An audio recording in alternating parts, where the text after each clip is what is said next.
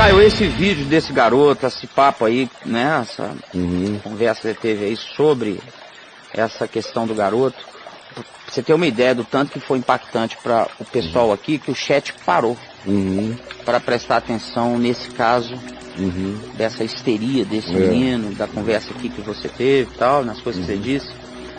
Aí, depois que deu o intervalo, que o pessoal começou a mandar coisas aqui. E nós temos uma mãe aqui. Sei.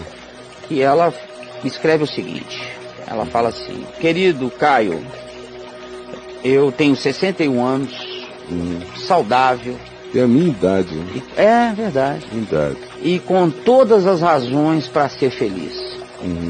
Eu sou feliz. Porém eu carrego uma culpa que a cada dia me atormenta mais. Eu fiz com os meus filhos o extremo oposto desse personagem que foi mostrado no vídeo. Porta dos Fundos. Não, do vídeo. Com certeza? Fui exageradamente exigente, crítica implacável na educação deles. Então foi no Porta dos Fundos. Foi no Porta? É.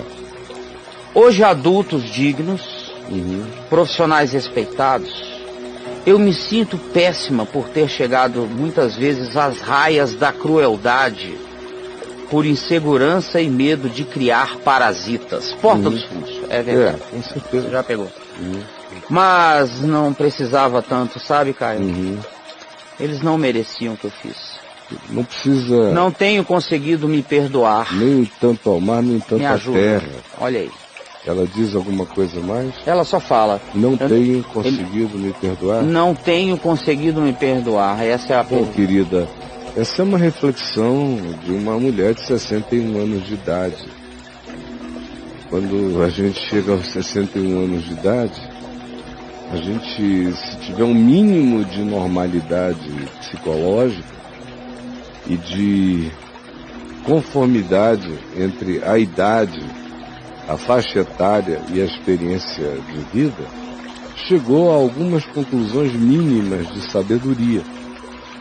É uma idade na qual, inevitavelmente, você reconhece onde você foi frouxo, onde você foi excessivamente severo, no que você relaxou, no que você manifestou profundas neuroses de controle.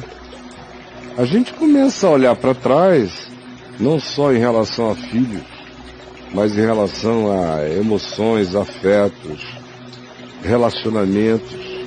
E é a fase em que o indivíduo tem uma das suas melhores chances de enxergar seus vícios existenciais.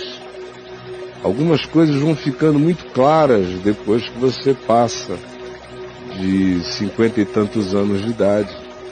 Você entra aí nos 60 com alguma luz no olhar, você começa a se enxergar de uma maneira assustadora. Aquilo que você chamava de minha virtude, você começa a ver que era a sua insegurança.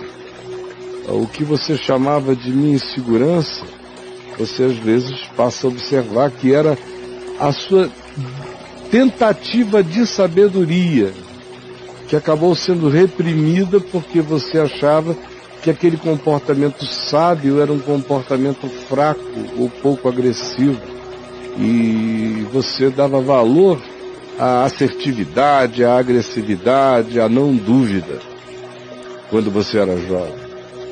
O tempo passa, o que era virtude vira seu pior defeito na sua compreensão, ou passa a ser frequentemente o responsável por aquilo que mais problemas nos trouxe.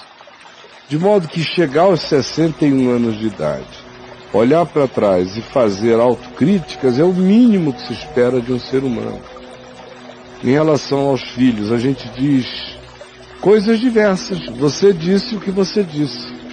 Fui severíssima, fui exigentíssima, transformei minha insegurança, meu medo de criar uns bananas, uns frouxos, uns incapacitados para a vida, transformei isso numa ação de milícia, numa ação bolsonárica, numa ação de militarização familiar.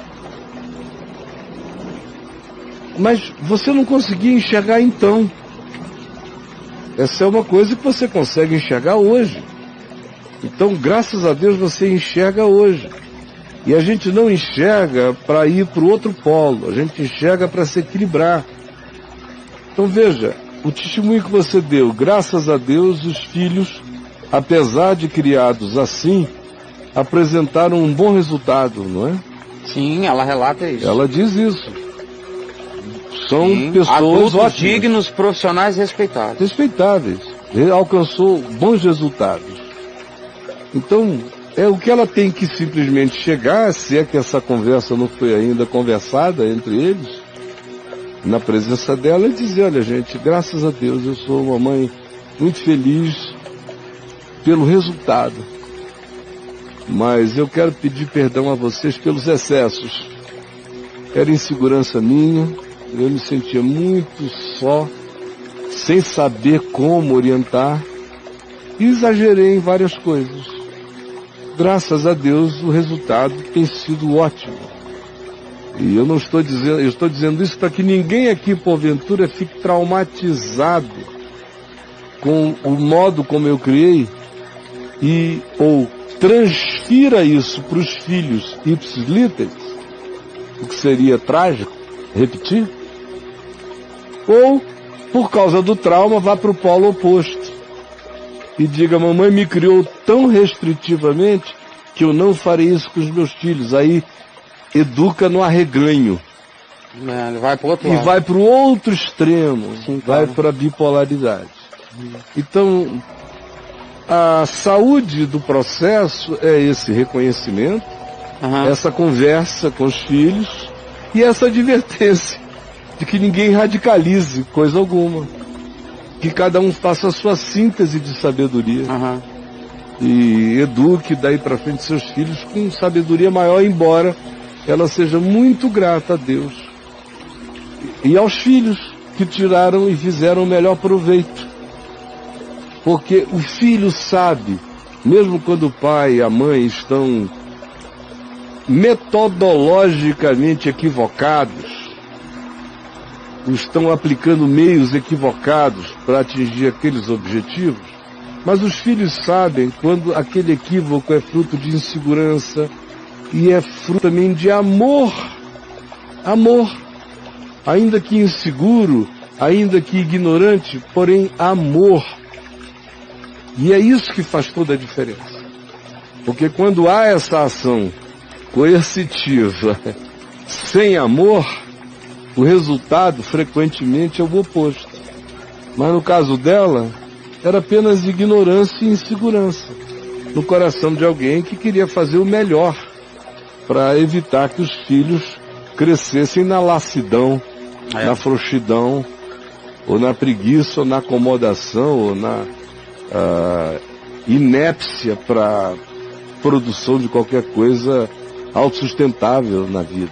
Então, eu sugiro que você faça o que eu estou lhe dizendo. É isso tá aí. Bom, querido? Lindo. Que Deus te abençoe. Um beijo. E aí? O resultado é bom. É bom, e agora pode melhorar. E pelo que ela relata, cara, não tem disso de ela ter gerado amargura no coração. Não, eu estou falando mais para as próximas gerações, qualquer coisa. Porque também tem essa coisa sacrossanta, que é a dogmatização do que deu certo. E frequentemente os discípulos são muito mais dogmáticos do que o criador do fenômeno. Por exemplo, Calvino não era calvinista, não é? Com certeza absoluta. Nem Paulo era paulino, nem Pedro era petrino. Depois os discípulos é que se tornam assim, radicais, e estragam até o que havia de bom originalmente. E na família acontece muito isso. Sim. Uma mãe que criou os filhos meio sozinha acaba sendo cultuada pelos filhos. Eu já vi muito isso acontecer. aqui mesmo em Brasília eu já encontrei uns 5 ou 6 lugares de culto à mãe. Culto à mãe, porque foi uma mãe que sozinha deu conta daquele monte de filhos. E com rigidez total, errou pra caramba, mas com todo amor, querendo acertar. E graças a Deus, a maioria, ou todos os filhos, em muitos casos, crescem querendo unirem-se em favor daquele ideal tão apaixonado da mãe, em favor deles. E aí aquilo que a pessoa fez vira um modo de ser, vira uma Bíblia local, vira um regimento interno. Sim. Familiar tão pesado, tão fixo, que aquele passa a ser o modo instituído de cada um tratar o outro na sequência da família. Então esses filhos vão tratar os que gerem assim, e aí cria-se uma estrutura tão pesada que a outra geração já nasce estragada, rebelada, zangada, amargurada, porque deu certo na primeira e se instituiu para as demais e arrebentou adiante. Porque só deu certo da mãe para os filhos porque era fruto de um amor sinceramente inseguro, que fez o que pôde, mas dali para frente já virou só um modo de tratar. Um padrão já confiado. Virou a pátria educadora. Rapidinho, só para um comentário sobre a sua resposta acerca da pergunta dela. Ela fala assim, sim, Caio, eu agradeço incessantemente a Deus a graça dos filhos que tenho. Amém. Eles são sérios, mas com bom humor me criticam os excessos passados. Então, aproveita o bom humor. Gratidão profunda a você, Caio. Suas palavras me deram um grande alívio. Amém. Tenho grande admiração e respeito por sua sabedoria e bondade. Deus abençoe grandemente a todos vocês. Amém. Muito obrigada. Muito obrigado você, minha querida irmã. Mandou bala. Um beijo. E aproveite o humor dos filhos e brinque. Se ponha dentro da brincadeira.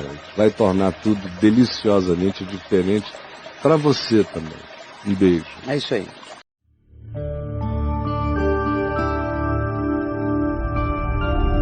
Vem VTV, o canal é você.